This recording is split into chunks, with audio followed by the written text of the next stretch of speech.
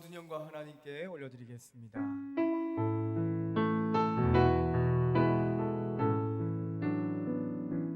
모든 영광 하나님께, 모든 영광 하나님께, 모든 영광 하나님께. 나는 자유해.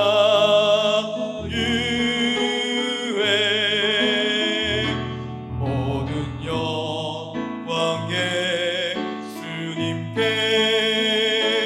모든 영광 예수님께,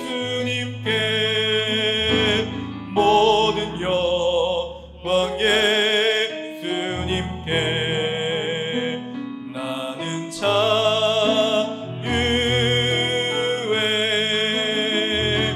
모든 영광 성령님께,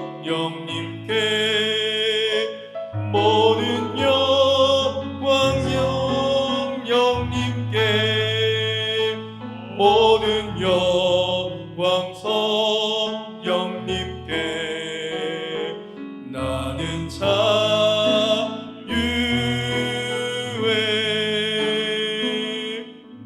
아멘. 힘차게 어두워진 세상 길을 함께 찬송하시겠습니다.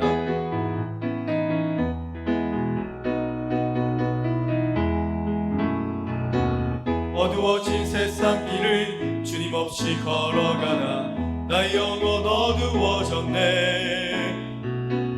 어느 것이 길인지 어느 것이 진리인지 아무것도 알 수 없었네.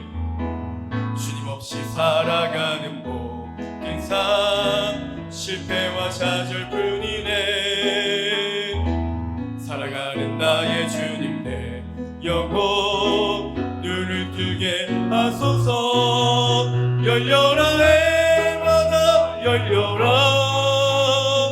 눈을 뜨게 하소서. 죄악으로 어두워진 나의 영혼을, 나의 눈을 뜨게 하소서. 아무것도 할 수 없고 아무것도 할 수 없고 아무것도 볼 수 없고 아무것도 들을 수 없네.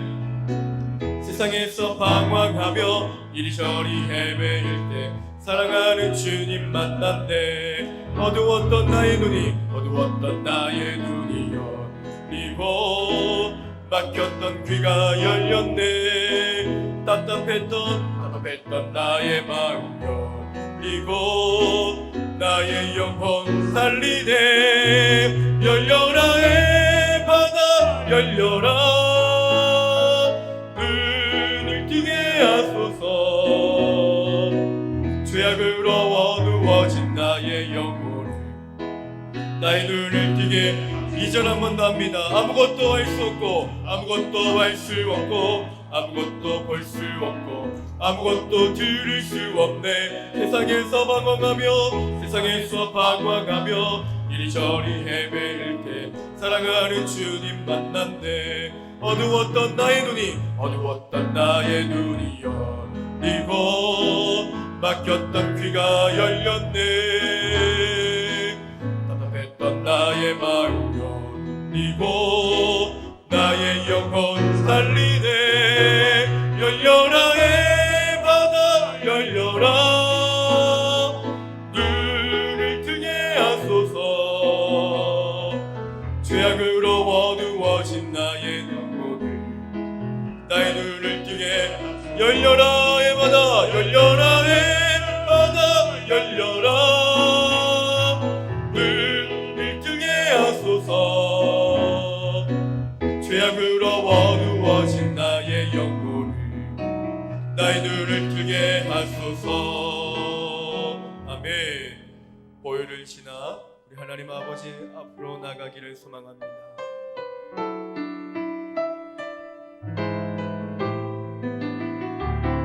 함께 고백합니다. 보혈을 지나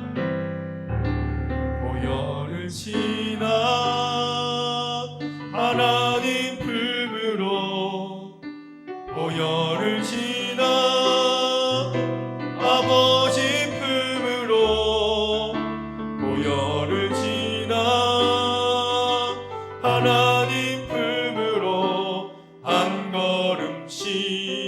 나가네. 보혈을 지나 하나님 품으로 보혈을 지나 아버지 품으로 보혈을 지나 하나님 품으로 한 걸음씩 나가네. 존귀한 주 보혈이 내 영을 새롭게 하시네. 존귀한 주 보혈이 내 영을 새롭게. 한 번 더 찬양합니다. 보혈을 지나 보혈을 지나 하나님 품으로 보혈을 지나 아버지 품으로 보혈을 지나 하나님 품으로 한 걸음씩 나. 존귀한 주 보혈이 존귀한 주 보혈이 내 영을 새롭게 하시네. 존귀한 주 보혈이 내 영을 새롭게. 존귀한 주 보혈이 존귀한 주 보혈이 내 영을 새롭게 하시네. 존귀한 주 보혈이 내 영을 새롭게 하네. 오늘 하루도 말씀하시고 그 말씀하신 그대로 이루시는 그 하나님을 경험하는 복된 하루가 되게 하여 주옵소서. 우리 다 같이 주님 성화해 주시고 통성으로 기도하겠습니다. 주여, 사랑하는 우리 하나님 아버지, 우리 가운데 하나님의 말씀이 절실히 필요함을 고백합니다. 하나님, 우리는 더덥고 연약하여서 처음 걸어가는 길을 하나님 인생길을 걸어갑니다. 우리의 눈과 귀가 막혀 있어서 우리가 어디로 가는지 하나님 우리의 목적과 열망 없이 걸어갈 때가 너무 많음을 고백합니다.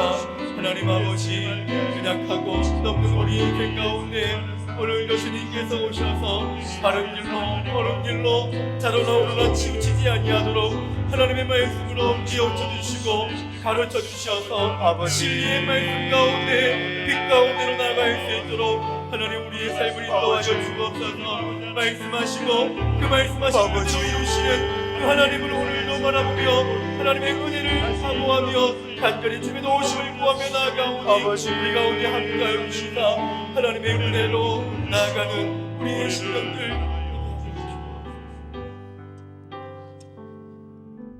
사랑의 하나님, 은혜와 사랑을 감사드립니다.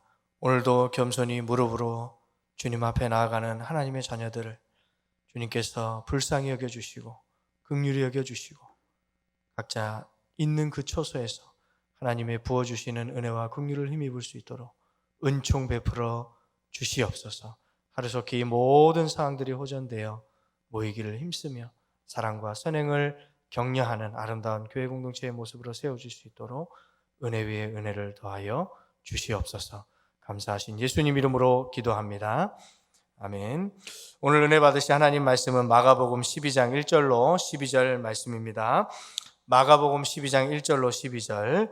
예수님께서 비유로 그들에게 말씀하시되 한 사람이 포도원을 만들어 산울타리로 두르고 즙 짜는 틀을 만들고 망대를 지어서 농부들에게 새로 주고 타국에 갔더니 때가 이름에 농부들에게 포도원 소출 얼마를 받으려고 한 종을 보내니 그들이 종을 잡아 심히 때리고 거저 보내었거늘 다시 다른 종을 보내니 그의 머리에 상처를 내고 능욕하였거늘 또 다른 종을 보내니 그들이 그를 죽이고 또 그 외에 많은 종들도 더러는 때리고 더러는 죽인지라. 이제 한 사람이 남았으니 곧 그가 사랑하는 아들이라. 최후로 이를 보내며 이르되 내 아들은 존대하리라 하였더니 그 농부들이 서로 말하되 이는 상속자니 자 죽이자. 그러면 그 유산이 우리 것이 되리라 하고 이에 잡아 죽여 포도원 밖에 내 던졌느니라. 포도원 주인이 어떻게 하겠느냐 와서 그 농부들을 진멸하고 포도원을 다른 사람들에게 주리라. 너희가 성경에 건축자들이 버린 돌이 모퉁이의 머릿돌이 되었나니 이것은 주로 말미암아 된 것이요 우리 눈에 놀랍도다 함을 읽어보지도 못하였느냐 하시니라. 그들이 예수님의 이 비유가 자기들을 가리켜 말씀하신 줄 알고 잡고자 하되 무리를 두려워하여 예수님을 두고 가니라. 아멘. 예수님은 많은 기적을 행하셨습니다. 오늘 마가복음에서도 귀신 들린 아이를 고쳐주셨고요. 오병이어의 기적, 또 칠병이의 기적, 많은 기적들을 베푸셨습니다. 이 앞장에서는 또 예수님께서 맹인의 눈을 뜨게 하시는 그런 엄청난 기적을 베풀어 주셨죠. 또 성전에서 장사하는 자들을 내쫓으시면서 이 성전은 만민이 기도하는 집이다라는 것을 선포하셨습니다. 예수님께서 나타내신 이런 기적들, 이것은 바로 메시아의 사인이죠. 누가 보아도 하나님이 아니면 하실 수 없는 그런 일들을 예수님께서 하셨습니다. 그러나 많은 사람들이 이것을 보면서 예수님을 믿고 따랐지만, 특별히 종교 지도자들, 내가 선생이다, 나는 특별한 사람이다, 나는 선민이다, 나는 율법을 더 잘 지키고 나처럼 더 하나님을 잘 믿는 사람, 그런 사람이 잘 없다라고 자부하던 바리새인들, 사두개인들, 제사장, 서기관들, 하나님을 제일 잘 믿는 것이 너무나도 당연해 보이는 사람들이 오히려 하나님이신 예수님을 배척하고 대적하게 되는 그런 아이러니한 상황이 발생하게 됩니다. 이 불신앙에는 약이 없습니다. 그럼에도 불구하고 우리는 어떻습니까? 예수님을 눈으로 본 적도 없고요, 손으로 만져본 적도 없고, 그저 이 성경 말씀을 통해서 하나님이 주신 이 말씀을 듣기만 했는데 우리는 예수님을 믿고 하나님의 자녀가 되었다는 사실입니다.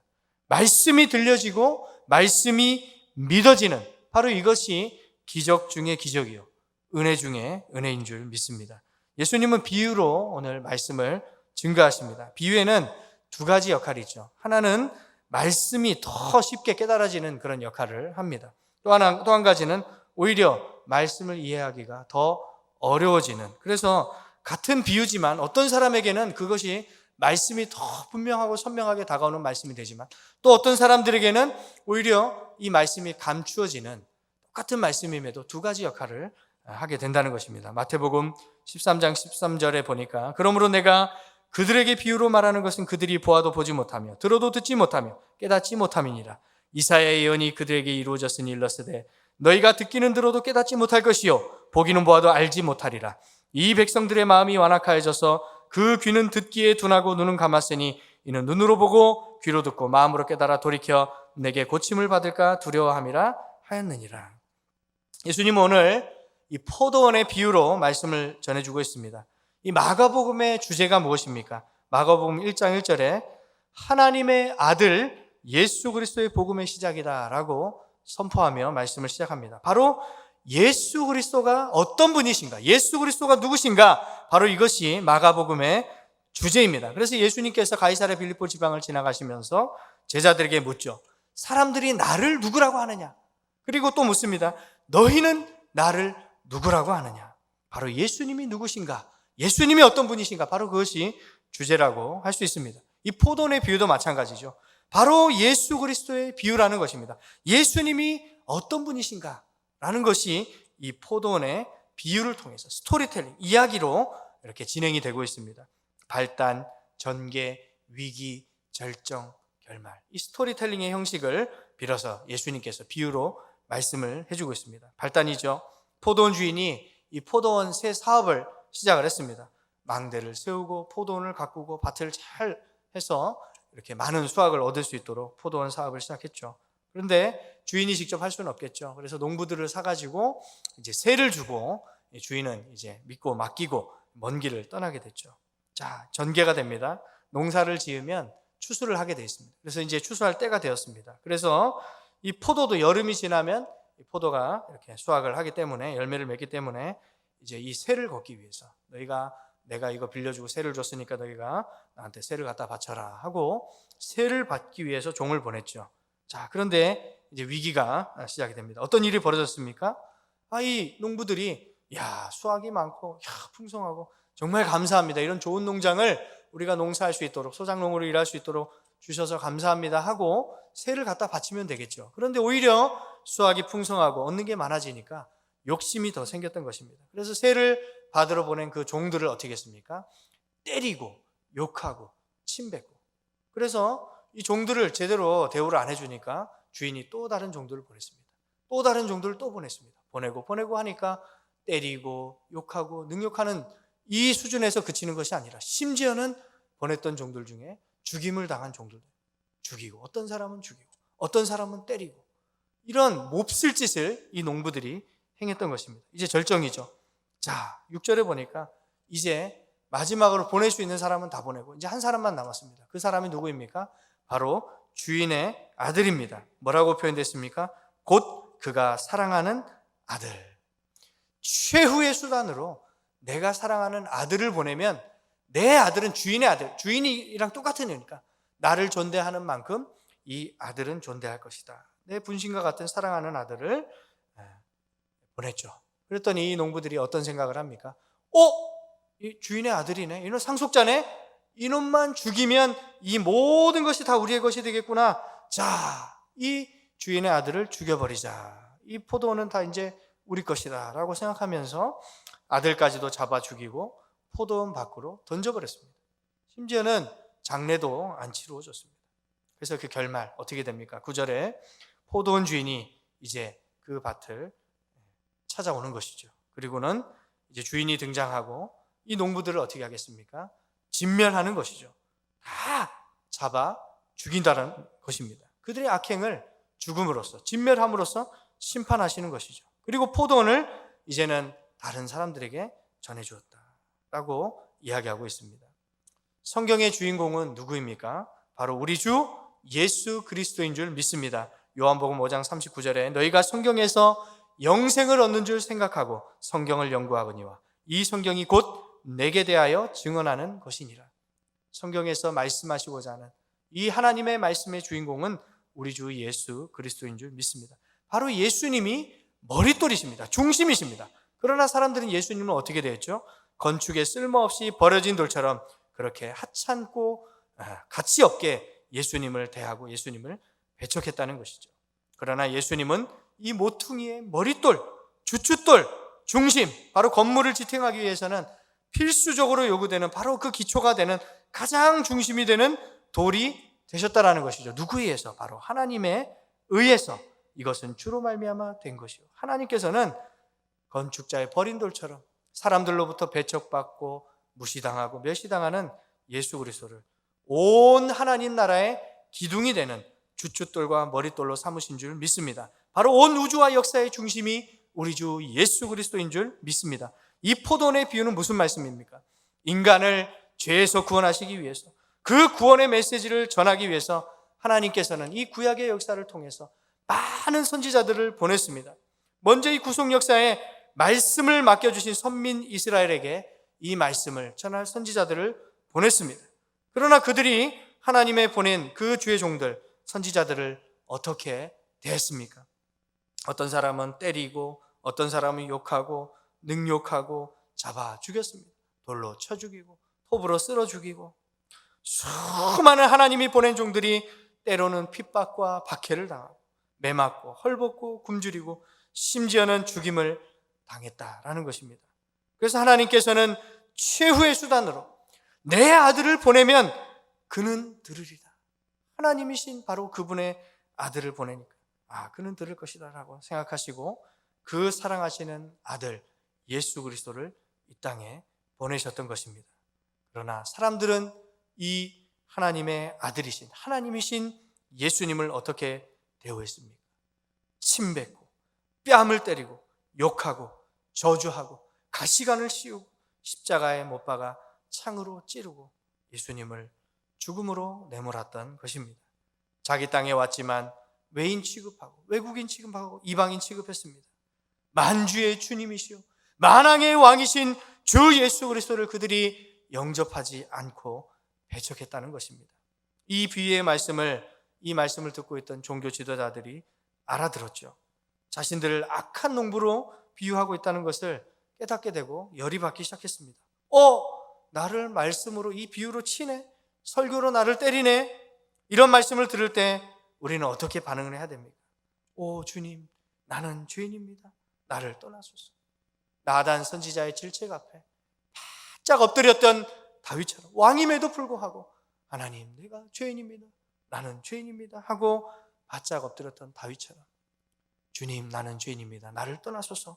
바짝 엎드렸던 베드로처럼 우리는 이런 말씀을 들을 때 하나님 앞에 바짝 무릎 꿇고 엎드려서 하나님의 은혜와 긍휼을 구해야 할 줄 믿습니다. 그러나 오히려 이들은 예수님을 잡아 죽이려고 했죠. 그러나 그럴 수가 있었습니까? 그럴 수 없었죠. 왜냐하면 예수님의 생명조차도 예수님께서 친히 아버지의 뜻에 순종하여서 스스로 내어주시는 것이지 인간의 힘으로 어떻게 할 수는 없다는 것입니다. 우리는 어떻습니까? 예수님이 누구인지 확실히 믿고 따르고 있습니까? 아니면 우리도 세상 사람들처럼, 불신자들처럼, 건축자의 버린 돌처럼 예수님의 그 복음의 말씀을 부인하고 부정하고 배척하고 대적하는 그런 위치에 서 있지는 않습니까? 성경은 무엇이라고 말씀하고 있습니까? 누구든지 경건하게 살고자 한다면, 누구든지 예수님 제대로 믿으려고 한다면 이 세상에서 핍박을 당하고 박해를 당한다라고 말씀하고 있습니다. 세상으로부터 미움을 당하게 되어 있다. 경건하게 살고자, 예수님 제대로 믿으려고 하면 오히려 핍박과 박해와 미움을 당한다라고 말씀하고 있습니다. 그럼에도 불구하고 이 예수님을 배척하고 대적했던 이런 종교자들, 종교 지도자들과 다르게 우리는 예수님만 믿고 따르기를 소망합니다. 구약시대에 많은 선지자들이, 많은 종들이 하나님의 말씀이 임했을 때 그 말씀을 증거하면 두드려 맞고 매맞고 감옥에 갇히고 심지어는 죽음을 당할 수 있다라는 것을 그들도 알았습니다. 그럼에도 불구하고 그 말씀이, 하나님의 말씀이 우리에게 임했기 때문에 그들은 그 말씀에 순종해서 비록 매를 맞든 감옥에 갇히든 죽임을 당하든 하나님의 말씀을 증언하는 그런 증인의 삶을 산 줄 믿습니다. 우리는 이 선지자들이 걸어갔던 그 길을 우리도 걷기를 소망합니다. 왜 그렇습니까? 바로 예수님만이 길이시고 진리시고 생명이시기 때문입니다. 예수님 외에 다른 길은 없기 때문에 우리도 예수님이 가셨던 그 길, 많은 선지자들이 걸어갔던, 믿음의 선배들이, 믿음의 선진들이 걸어갔었던 그 길을 우리도 함께 걸어가야 될 줄 믿습니다. 예수님이 누구십니까? 나의 주, 나의 하나님이십니다.